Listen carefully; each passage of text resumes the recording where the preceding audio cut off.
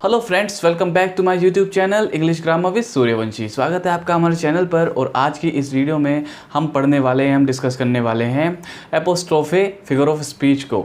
एपोस्ट्रोफे यानी कि संबोधन। हिंदी में एपोस्ट्रोफे ये जो अलंकार है इसको हिंदी में संबोधन कहा जाता है। ठीक है, संबोधन जैसे कि आपको पता ही होगा, जब हम किसी को संबोधित करते हैं तो उसी को संबोधन बोलते हैं। ठीक है, किसी का नाम लेकर के उसको बुलाते हैं या उससे बात करते हैं, उसको हम संबोधित या संबोधित करना या फिर संबोधन कहते हैं। ठीक है, तो आज जानते हैं एपोस्ट्रोफे फिगर ऑफ स्पीच के बारे में पूरी जानकारी। इसकी डेफिनेशन क्या है, इसमें किस प्रकार के वाक्य होते हैं, आप इनकी पहचान कैसे करोगे। ठीक है, तो वीडियो के अंत में आपको सब पता चल जाएगा बिल्कुल आसानी से। चाहे आप 9th में पढ़ते हो, 10th में, 11th में, 12th में, BA में, कहीं पर भी पढ़ते हो या फिर नॉर्मली इंग्लिश को सीखना चाहते हो, फिगर ऑफ स्पीच को सीखना चाहते हो, आप बिल्कुल क्लियर हो जाओगे। चलिए पहले डेफिनेशन स्टार्ट करते हैं। डेफिनेशन क्या है, डेफिनेशन देखिए एपोस्ट्रोफे यानी संबोधन की। An apostrophe is a direct address. An apostrophe is a direct address to the dead, to the absent, or to a personified object or idea.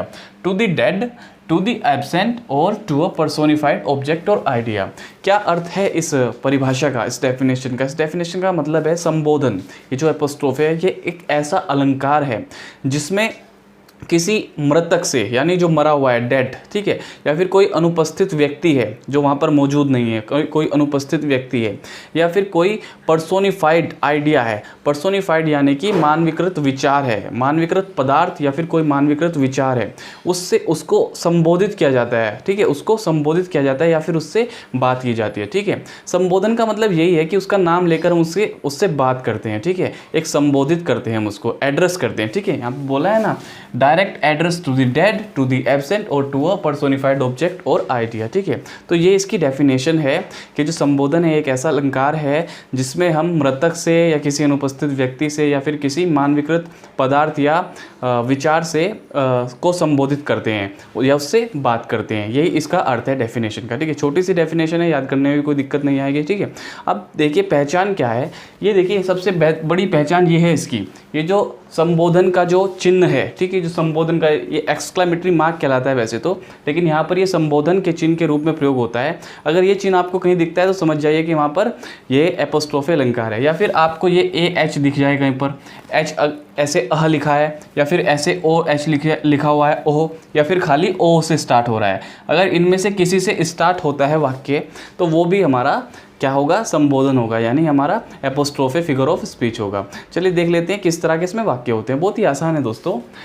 First वाक्य देखिए इसमें ये है, O death where is your sting sorry. ठीक है, मैं आपको पहले एक बात बता दूं, पहले क्या होता था, आज से पहले, अब तो 2020 है ये, अब कुछ साल पहले तक हम THY दाई यूज़ करते थे तुम्हारी के लिए, और THOU यूज़ करते थे हम यू की जगह पर, YOU। ठीक है, यू यानी तुम, तो तुम के लिए हम दो यूज़ करते थे और तुम्हारे या तुम्हारी के लिए हम THY यूज़ करते थे। ठीक है, लेकिन आजकल हम सिर्फ यू और योर ही यूज़ करते हैं। दाए और दो का जो रिवाज है वो ख़त्म हो चुका है। ठीक है, आप यूज़ कर सकते हो, कोई दिक्कत वाली बात नहीं है, लेकिन अब वो रिवाज खत्म हो चुका है, इसलिए मैंने यहाँ पर दाए ना यूज़ करके योर यूज़ किया है। ठीक है, देखिए क्या कह रहा है, O death where is your sting, O death where is your sting, ओ मृत्यु, ए मृत्यु या फिर ए मृत्यु, वेयर इज योर स्टिंग, तुम्हारा डंक कहाँ है, तुम्हारा डंक कहाँ है। अब देखिए मृत्यु एक लाइफलेस थिंग है। ठीक है, एक लाइफलेस ऑब्जेक्ट है, एक मृतक चीज़ है, यानी कि एक विचार ही तो है, एक मानवीकृत विचार ही तो है।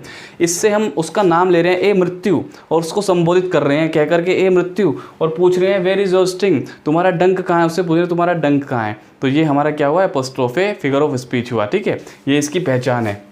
ये देखिए इसके अंदर भी ये जो संबोधन का चिन्ह है ये आया है ओ डेथ के बाद, और इसमें ओ भी लिखा है, तो ये पहचान है इसकी एपोस्ट्रोफे यानी संबोधन की। ठीक है, बहुत आसान है। Second, O Julius Caesar your art mighty yet, your art mighty yet. और जूलियस सीजर, इस तरह के जो वाक्य हैं पोएम्स में बहुत ज़्यादा यूज़ किए जाते हैं। ठीक है, अगर आपने कुछ पोएम्स पढ़े तो वहाँ पर होते हैं। तो ये जो जूलियस सीजर जो कैरेक्टर है ये मरा हुआ है, एक मृतक कैरेक्टर है। ठीक है, तो इसको बोलकर बताया जा रहा है कि ओ जूलियस सीजर, ए Julius Caesar your art mighty art, तुम्हारी जो कला है वो शक्तिशाली है अभी तक, तुम्हारी कला अभी तक शक्तिशाली है, अभी तक शक्तिशाली है। तो इससे बात की जा रही है इसको संबोधित करके, O Julius Caesar you art mighty yet, यानी तुम्हारी जो आर्ट है, तुम्हारी जो कला है वो अभी भी शक्तिशाली है। ठीक है, थर्ड देखिए, O winds your song is very sweet, O winds your song is very sweet, ठीक है। ओ विंड्स यानी हवाएं, विंड्स बोलते हैं हम हवाओं को, ठीक है। हवाओं कह रहे कि ए हवाओं, your song is very sweet, your song is very sweet मतलब तुम्हारा गीत बहुत मीठा है, तुम्हारा गीत बहुत ही मधुर है, बहुत ही मीठा है, ठीक है। देखिए हवाओं से बात हो रही है, हवाओं से कोई बात कैसे कर सकता है, लेकिन ये जो हमारा जो एपोस्ट्रोफी फिगर ऑफ स्पीच है, संबोधन अलंकार है, इसमें हम यही करते हैं, जो मृतक चीज़ें हैं, जो मानवीकृत विचार है, मानवीकृत पदार्थ हैं, उनको संबोधित करते हैं, उनसे बात करते हैं, ठीक है। तो यहाँ पर हवाओं से बात हो रही है कि तुम्हारा जो गीत है वो बहुत ही मीठा है। ओ लाइफ ए जिंदगी, I know not what your art, I know not what your art, ए जिंदगी मैं नहीं जानता था तुम्हारी कला को, ठीक है। मैं नहीं जानता हूँ तुम्हारी कला को, मैं तुम्हारी कला को नहीं जानता हूँ। यहाँ पर ज़िंदगी से बात हो रही है, लाइफ तो ज़िंदगी है, इसमें कोई जीवन थोड़े ना है, नाम ही इसका ज़िंदगी है, अपने आप में इसके पास जीवन नहीं है, बस ये एक वर्ड है, एक नाउन है, ज़िंदगी, लाइफ, ठीक है, जीवन, ओके। तो इससे भी यहाँ पर बात की जा रही है, यहाँ पर भी ये संबोधन का चिन्ह है, तो समझ जाइए कि यहाँ पर भी हमारा एपोस्ट्रोफी यानी संबोधन है, ओके। नेक्स्ट है O grave where is the victory, where is the victory, grave क्या होती है, कब्र, कब्र से पूछ रहे हैं जीत कहाँ है, वेयर इज़ द विक्ट्री, जीत कहाँ है, विजय कहाँ है, ठीक है, विक्ट्री कहाँ है।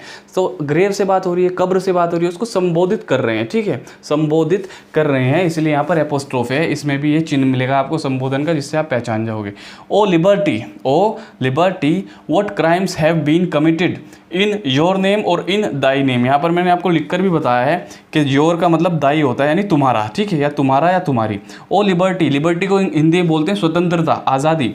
और स्वतंत्रता, what crimes have been committed in your name, तुम्हारे नाम पर किस तरह के जुर्म कमिट किए गए, यानी कि हो रहे हैं या हुए हैं, तुम्हारे नाम पर किस तरह के जुर्म हुए हैं, यानी कि जो जुर्म होते हैं, जो गलत चीज़ें होती हैं, स्वतंत्रता के नाम पर ही सबसे ज़्यादा होती हैं, ठीक है, कि स्वतंत्रता के नाम पर, आज़ादी के नाम पर, वही स्वतंत्रता से बात करके कही जा रही है कि ओ लिबर्टी, जबकि लिबर्टी एक स्वतंत्रता, एक विचार है, एक मानवीकृत विचार है, तो इससे बात की जा रही है। यहाँ पर ये चिन्ह भी है संबोधन का, तो ये एक एपोस्ट्रोफी संबोधन है, ठीक है दोस्तों। नेक्स्ट देखिए, O captain our fearful trip is done, O captain our fearful trip is done. वो कैप्टन को कह रहे हैं कि ओ कैप्टन हमारा जो भयानक यात्रा है वो पूरी हो चुकी है, हमारी जो भयानक यात्रा है वो पूरी हो चुकी है।